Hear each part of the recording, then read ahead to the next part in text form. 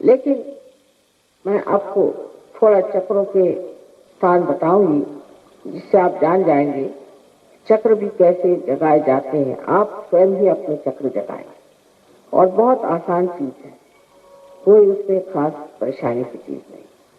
पहले आज मैंने आपको ईड़ा, पिंगला और सुषुम्ना 3 नाड़ी हैं,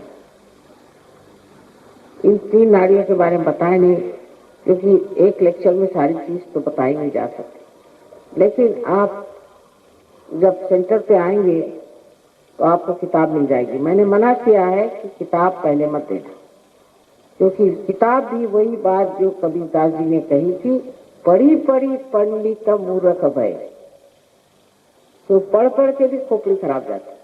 इसलिए बेहतर है कि आज जब आप प्राप्त करें तो घर जाकर अपनी योग निद्रा में सोएं। और कल मैं फिर नाड़ी पर बातचीत करूंगी, तो इसलिए परसों जो प्रोग्राम है उसमें मैं नाड़ी पर बात करूँ, तो आप वहां भी आ जाएं और नाड़ी पर पूरी बात समझा दूंगी। तो आप समझ जाएंगे कि आप में 3 नाड़ियां हैं।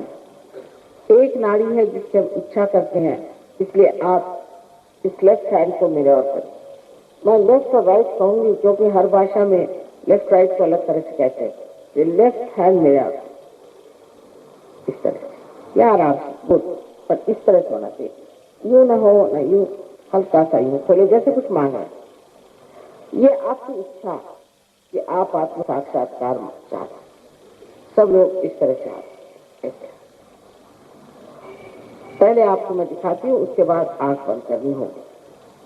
फिर आपका राइट हैंड आपको हृदय पे रखना होगा।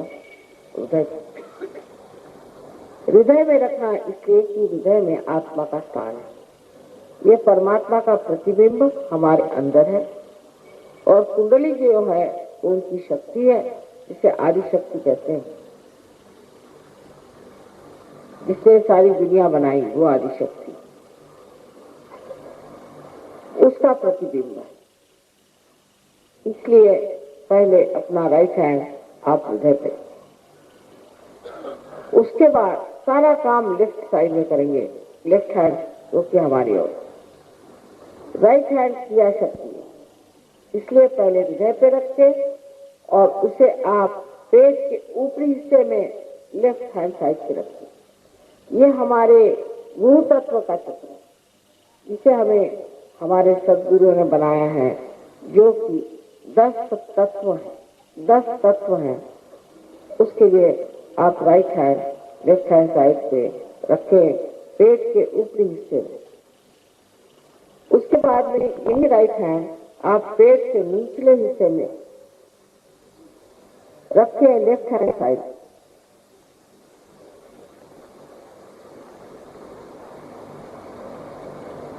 ये शुद्ध विद्या का चक्र है। शुद्ध विद्या माने परमात्मा के कायदे कानून हमारे अंदर काम करें, प्रादुर्भाव हो। जैसे समझ लीजिए कि एक जानवर को आप किसी गंदी गली से जाने को कहें तो वो सीधा चला जाए, कुत्ता हो चाहे बैल हो, गधा हो चाहे घोड़ा हो, पर इंसान नहीं जाता। पर जब वो शुद्ध विद्या को प्राप्त करता है तब वो गलत गली में नहीं जाता, क्योंकि उसके अंदर चैतन्य बहने लगता है, और इस चैतन्य से वो जानता है कि गलत चीज है। जैसे ही कोई गलत चीज उसको लगती है तो उसके हाथ में गर्मी से आने लग जाती है। फिर उसके बाद देखता है कि चैतन्य हाथ नहीं लग रहा, उसे छोड़ देता है। यही संतों के लक्षण है कि संत जो है गलत रास्ते से नहीं जाता, वो गंदगी से नहीं गुजर सकता, अपनी निर्मलता में ही हमेशा रहता है। तो ये चक्र शुद्ध विद्या का है। ये आपके अंदर, आपके व्यक्तित्व में, आपके हस्ती में समाना है, सिर्फ दिमागी जमा खर्च नहीं। उसके बाद यही राइट हैंड आप पेट के ऊपरी हिस्से में लेफ्ट हैंड साइड में रखेंगे, जो गुरु तत्व का है, और फिर आप हृदय पे रखेंगे। अब बार बार मैंने आपसे कहा है कि आप अपने को माफ करें और अपने प्रति प्रसन्न हो जाएं, क्योंकि ये चक्र बहुत पकड़ता है।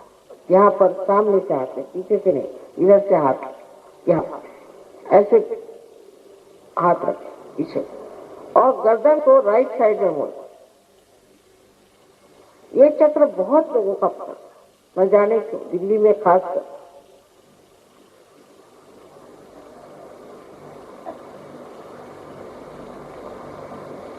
अब आप ये हाथ अपने कपाल पर या माथा कहते पता नहीं, कपाल पर इस तरह से रखें कि दोनों तरफ से आप इसे अच्छे से दबा सकते, जैसे सर में दबाते। ये स्थान क्षमा करने का है, सबको क्षमा करने का। उसके बाद अपना राइट हैंड अपने सर के पिछले हिस्से में रख करके और सर को ऊपर उठा, उस पर झेल ले अपना सर। उसके बाद इस हाथ को तान ले और तानने के बाद इस हाथ का जो टेडी में जो बराबर बीचों बीच की जगह है, इसे अपने सर में, तालू में, यहाँ जो नरम हड्डी थी जिसे कि तालू कहते हैं, उसके साथ बराबर रखें और गर्दन झुका और अपने सर की जो चमड़ी है, इसे स्कैल्प कहते हैं, उसे बहुत धीरे धीरे बहुत दबा के उंगलियां बाहर की ओर खींच कर जोर से दबा के और इसे 7 मरतबा आप घुमाएं।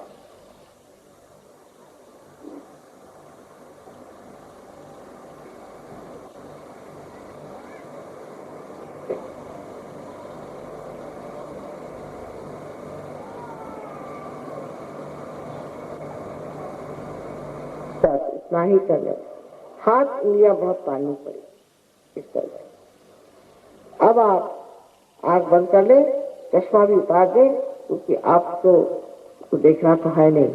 और आंख इसलिए बंद रखे सब लोग क्योंकि अपना चित्त अंदर की ओर खींचता है। दूसरी एक बात है कि आंख को बहुत जोर से नीचना नहीं है, न कि उल्टे घुमाना है और न कि उसको धीरे से बंद करना है, पर सर्वसाधारण जिस तरह से हम अपनी निजाम के लिए आंखें बंद कर लेते हैं, उस तरह से बंद करना है। आधी भी नहीं खोलना है, ऊपर नहीं चढ़ाना है और कोई प्रयत्न न करे, विचार रोकने का प्रयत्न न करे, अपने आप सब घटित हो जाए। लेफ्ट हैंड ऑफ मेरे और करें सब। अब आंख बंद करें और जो लोग कुर्सी पर बैठे हैं वो दोनों पैर अलग कर ले, जो जमीन पर बैठे हैं वो ठीक है। सब लोग जूते उतार के बैठे। राइट हैंड अपने हाथ से। अब कृपया आंख बिल्कुल न खोलें जब तक मैं न बताऊं। अब हृदय पे हाथ रख के आप मुझसे एक सवाल पूछें, जैसे कंप्यूटर से पूछते हैं। आप मुझे माँ कहें चाहे श्री माता जी कहें। श्री माता जी, क्या मैं आत्मा हूं? ये प्रश्न करें, मन में करें, दूर से। श्री माता जी, क्या मैं आत्मा हूं? ये प्रश्न 3 बार पूछें।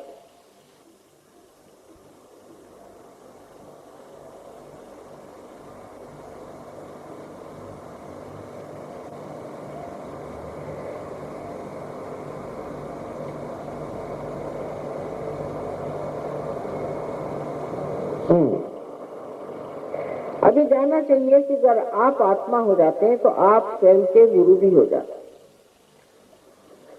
तो इसी राइट हैंड को आप पेट के ऊपरी हिस्से में लेफ्ट हैंड साइड में दबाइए और गुरु तत्व पे रख करके एक सवाल पूछे मुझसे कि श्री माता जी, क्या मैं स्वयं का गुरु हूँ? 3 बार ये सवाल पूछिए। श्री माता जी, क्या मैं स्वयं का गुरु हूँ?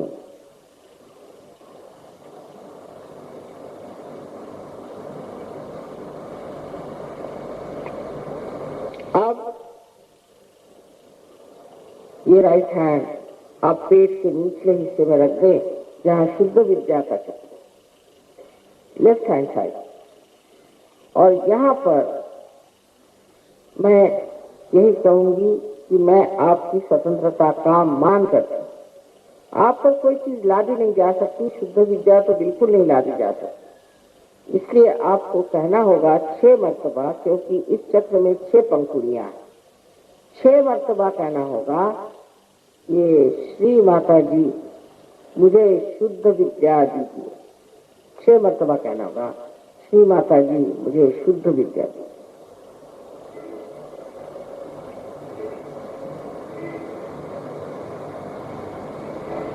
कहने से कुंडलिनी का चलन वलन शुरू हो गया, हलचल शुरू हो गई। 6 मर्तबा कहें, बहुत आंतरिक इच्छा से।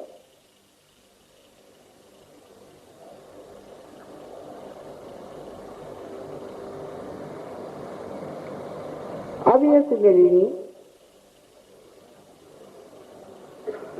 अगले चक्रों में जा रही है, इसलिए अगले चक्र हमें खोलने होंगे, ऊपर के चक्र। तो इस राइट हैंड को आप गुरु तत्व पे माने अपने पेट के ऊपरी वाले हिस्से में लेफ्ट हैंड साइड में दबा कर रखें और इस चक्र को खोलने के लिए पूर्ण आत्मविश्वास के साथ आप 10 मर्तबा कहें, श्री माता जी मैं ही स्वयं का गुरु हूँ। 10 मर्तबा कहिए, क्योंकि 10 तत्व हैं गुरु के।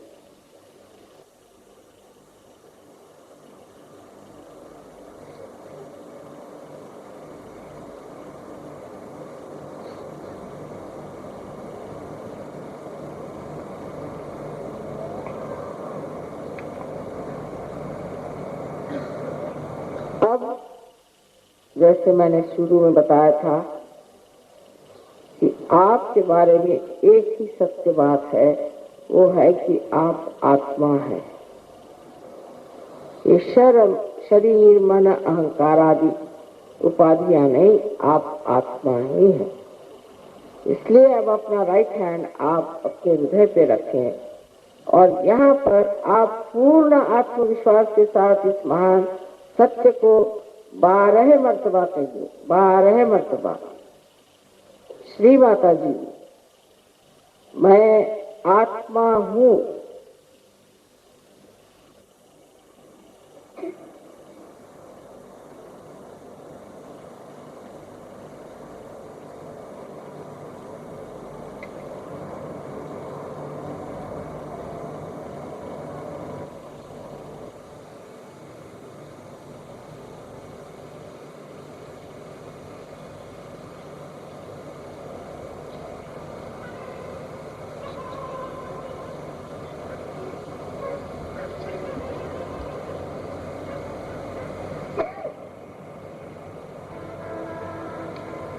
आपसे मैंने पहले ही कहा है कि अपने प्रति प्रसन्न चित्त हो जाए।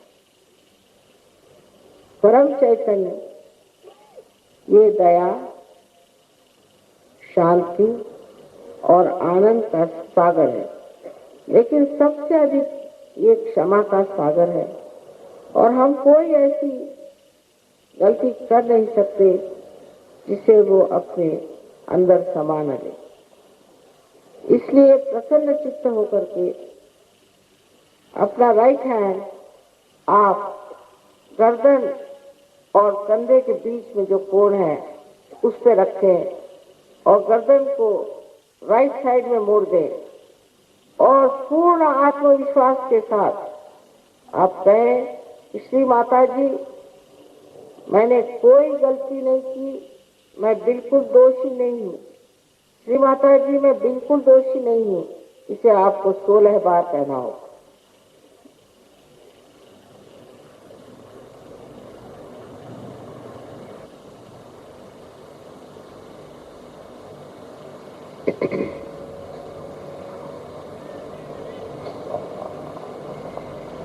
प्रसन्न चित्त, हमें परमात्मा के साम्राज्य में जाना है, तो प्रसन्न चित्त होकर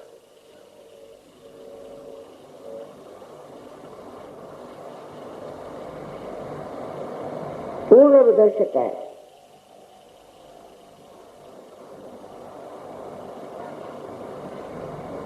अब इस राइट हैंड को आप अपने कपाल पर या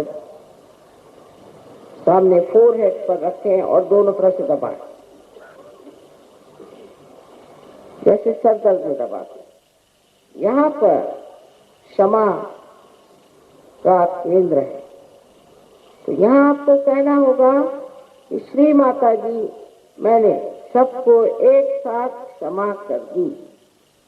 गिनने की जरूरत नहीं, जानने की जरूरत नहीं, उनको याद करने की जरूरत नहीं, सिर्फ कहना है मैंने सबको एक साथ क्षमा कर दी। अब इस चक्र में बहुत से लोग कहते हैं कि मां क्षमा करना बहुत कठिन है, लेकिन अगर आप क्षमा करते हैं या नहीं करते हैं तो देखा जाए आप कुछ भी नहीं करते, लेकिन अगर आप क्षमा नहीं करते हैं तो आप गलत लोगों के हाथ खेलते हैं। इसलिए आप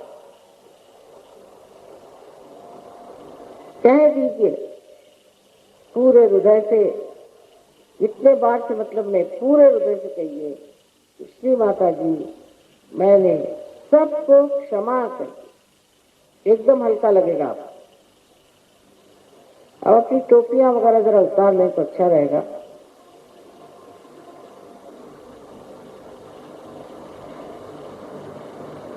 ऐसी पगड़ी रहने दीजिए, पर टोपी उतार लेना चाहिए। अब अपना ये राइट हैंड सर के पीछे के हिस्से में रखें और सर को ऊपर उठा के उस पर झेल लें। यहाँ पर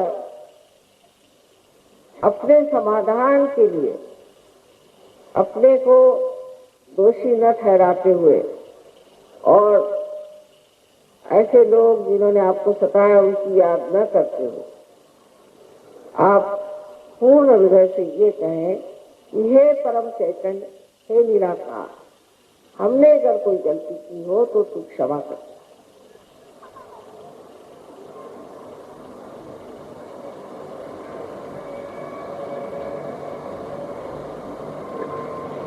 अब इस हाथ को तान ले और इसके बीच का हिस्सा, हथेली के बीच का हिस्सा बराबर अपने तालू पर रखें और गर्दन को झुका लें। उंगलियों को बुरी तरह से बाहर की तरफ बहुत जोर से, पूरी तरह से बाहर की तरफ खींचें और पूरे दबाव से अपने सर की चमड़ी को घुमाएं, धीरे धीरे 7 मर्तबा। लेकिन इस बार भी मुझे यही कहना है कि आत्म साक्षात्कार आपसे मैं लाद नहीं सकती। आपकी स्वतंत्रता को मैं मानती हूँ, इसलिए आपको कहना होगा कि श्री माता जी, मुझे आप कृपया आत्म साक्षात्कार दीजिए। 7 मर्तबा कहिए, क्योंकि यहाँ चक्रों के 7 पीठ हमारे सर में है, इसलिए कृपया कहिए कि श्री माता जी, हमें आप कृपया आत्म साक्षात्कार दीजिए 7 मर्तबा। अब मैं इसके साथ प्रणव को फूकूंगी, सो इसी से आपको आत्म साक्षात्कार प्राप्त हो जाए।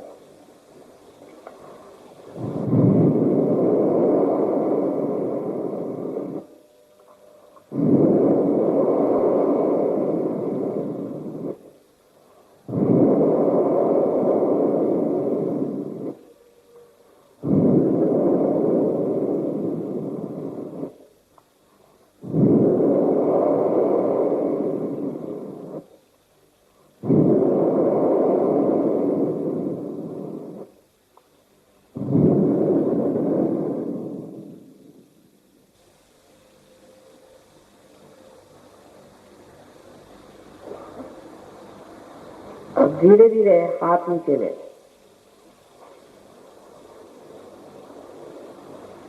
और आंखें धीरे धीरे खोल।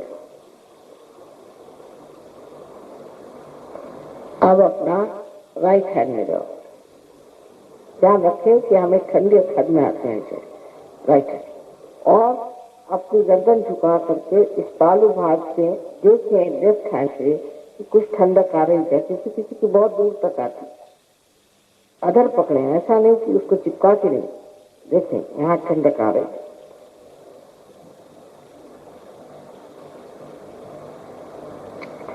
कोई शंका न करें,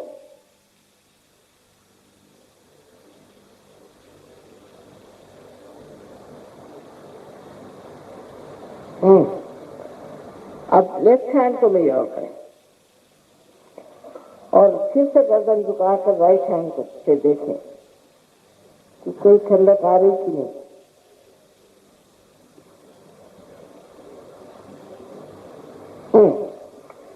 अब फिर से एक बार और राइट हैंड मेरी ओर करें और गर्दन झुका के सर में देखें कि ठंडक आ रही थी।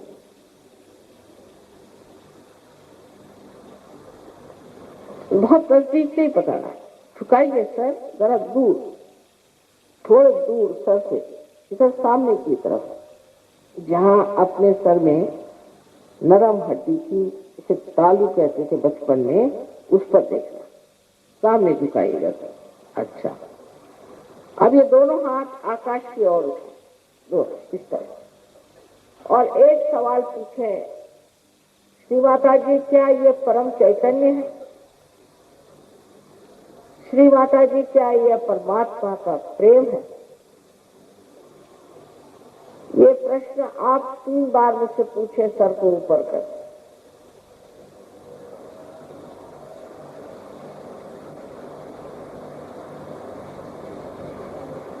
अब हाथ नीचे कर लें, ऐसे हाथ करके आप मेरे ओर देखें, निर्विचार विचार आप कर सकते। अब जिन लोगों के तालू भाग से या हाथ में ठंडक आई हो थोड़ी सी, ऐसे सब लोग अपने दोनों हाथ ऊपर करें। ये तो सभी लोगों की हो गया। आप सब संतों को मेरा नमस्कार।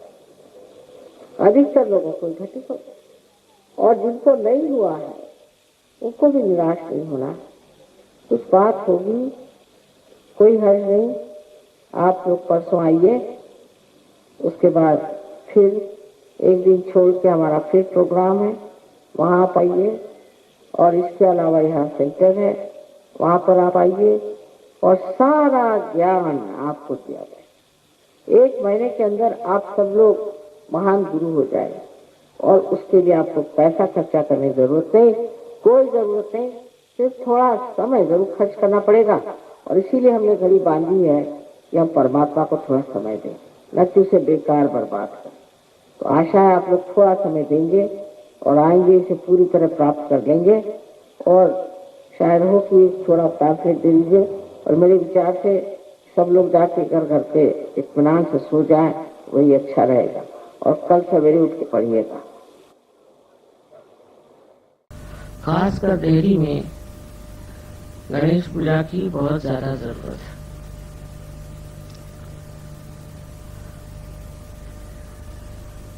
हालांकि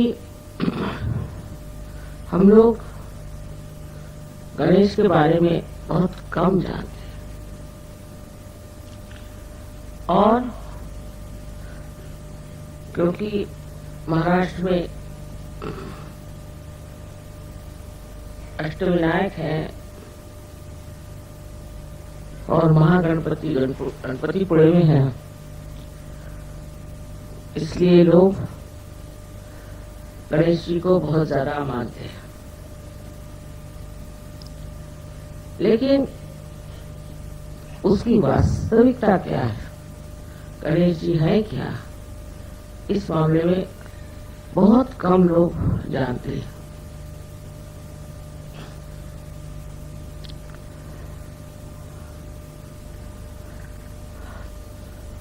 अब जो भी हम बात आपसे बता रहे हैं, ये आप सहयोगी के नाते समझ सकते हैं, पर आम दुनिया इसे नहीं समझ सकती।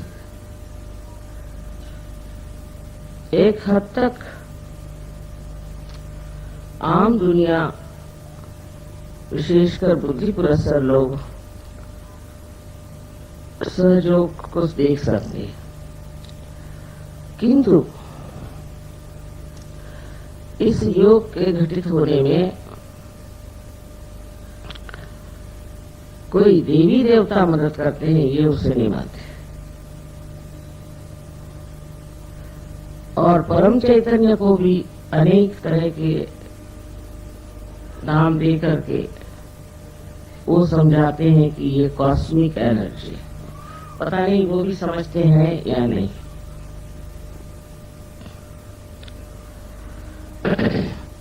तो सबसे पहले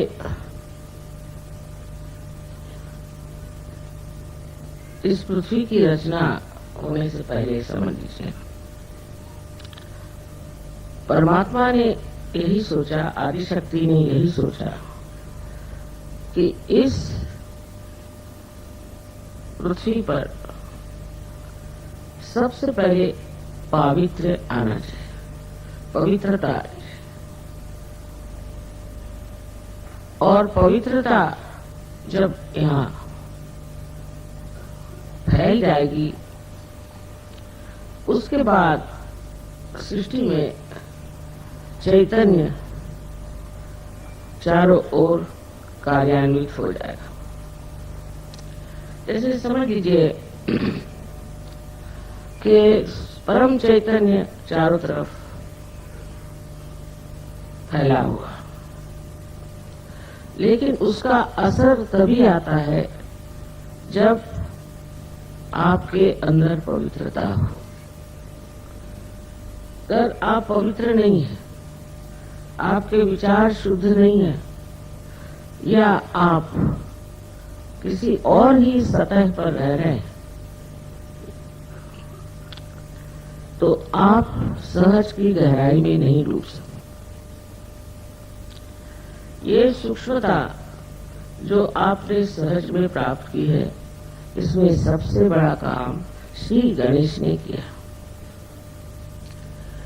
तो श्री गणेश जो है वो परम चैतन्य के द्योतक है, या कहना चाहिए कि श्री गणेश से ही ये परम चैतन्य जो है आलोकित है, और हर एक चक्र पर ये कार्य करते हैं। हर चक्र में जब तक निर्मलता न आ जाए, जब तक पवित्रता न आ जाए, तब तक कुंडलिनी का चढ़ना असंभव, और चढ़ती भी है तो वो बार बार गिर जाएगा। कुंडलिनी का और गणेश जी का संबंध है वो माँ और बेटे का। आप तो उनकी कहानी जानते हैं कि पार्वती जी जब नहा रही थी तब उन्होंने अपना मल निकाल के, उनके मल में तो वाइब्रेशन हो नहीं हुआ, उससे श्री गणेश बनाए और उनको बाहर बिठा दिया था। उस वक्त एक बात समझनी चाहिए कि गणेश को बनाया वो सिर्फ आदिशक्ति ने, उसमें सदाशिव का जरा सा भी हाथ नहीं था, परमात्मा का इसमें हाथ नहीं था। ये तो आदिशक्ति ने श्री गणेश को बनाया। इसी से आप समझ सकते हैं ईसा मसीह के लिए जो कहते हैं कि उनको गैब्रियल ने आके बताया कि तुम्हारे पेट से जग का उद्धारक पैदा होने वाला है, तो वो कुंवारी थी। सो कुंवारीपन में किसी को बच्चा हो तो अपने यहाँ उसे बड़ी शुभ बात नहीं समझते, पर जो अति शुभ ऐसे श्री गणेश, उनको पार्वती जी ने सदाशिव की गैर हाजिरी में बनाया। इसी प्रकार कौमार्य अवस्था में ही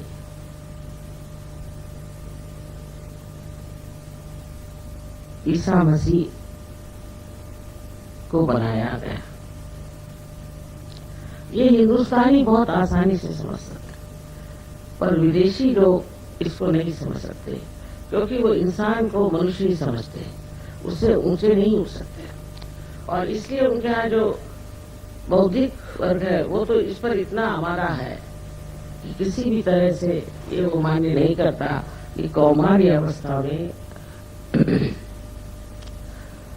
इस प्रकार ईसा मसीह का, इसको कि वो इमैकुलेट कंसेप्शन कहते हैं, वो हो सकता है। अब इसी झगड़े में लगे हुए, इसी बात की ओर ध्यान दे रहे। अब आप लोग सहयोगी हैं और आपने चमत्कार देखे हैं, चैतन्य में अनेक चमत्कार देखे, उसका असर आप पे भी आ गया और दुनिया की तरफ आपकी नजर बदल गई। ये जिन्होंने पाया है वो जरूर सोचने लग जाते हैं कि जो दुनिया हम रोज देखते हैं वो माया है, उससे परे एक और दुनिया जरूर है जो सत्य है। ये सहयोगी देख सकते हैं, वो अपने उंगलियों पर जान सकते हैं कि श्री गणेश की अभिव्यक्ति जो हुई वो सत्य है। यहाँ तक कि मैंने ग्रीस में देखा कि ग्रीस में वहाँ अथीना माने अथ माने प्राइमोर्डियल, आदिशक्ति अथीना का वहाँ अवतरण हुआ। और जब मैं वहां गई उनके देखने लिए, पार्सिपोलिस में उनका जो मंदिर बना है, तो बाहर उन्होंने बताया कि यहाँ एक चाइल्ड गॉड है। बड़े आश्चर्य की बात है, उनको मालूम नहीं है कौन चाइल्ड गॉड है, क्योंकि अब वहाँ इतने साल बीत गए हैं और वहाँ दूसरे लोगों ने आकर के उनकी सारी परंपराएं नष्ट कर दी। हालांकि हिंदुस्तान में अभी भी हमारी परंपराएं जागरूक है, इसलिए उनको अविश्वास है, ये सब बातें मानते नहीं, उधर सोचते भी नहीं। उसी प्रकार हम पीकर के एक जगह है जहाँ गए थे, वहां पर उन्होंने कहा ये नाभि है और एक ऐसा गोल सा ऐसा चट्टान जैसा पत्थर का टीला था, बहुत चैतन्य उससे बह रहे थे। लेकिन पीछे से जब ऐसे वाइब्रेशंस आने लगे, मैंने मुड़ के देखा तो वहां साक्षात गणेश बैठे पत्थर। इनको क्या मालूम गणेश का? मैं देख के हैरान हूँ, स्वरूप और इतने चैतन्यपूर्ण, लेकिन बगैर सहयोग के गणेश के बाहर कहना बड़ा मुश्किल है। और उसके बाद भी जो धर्म के लोग आए, जिन्होंने धर्म वाकई में चाहा कि दुनिया में बसाया जाए, उनका चित्त ज्यादा धर्म पे था कि लोग स्वच्छ हो जाएं, पवित्र हो जाएं और उनको ऐसी दशा में चले जाएं कि कल जब उनका उद्धार होने का समय आएगा उस वक्त वो साफ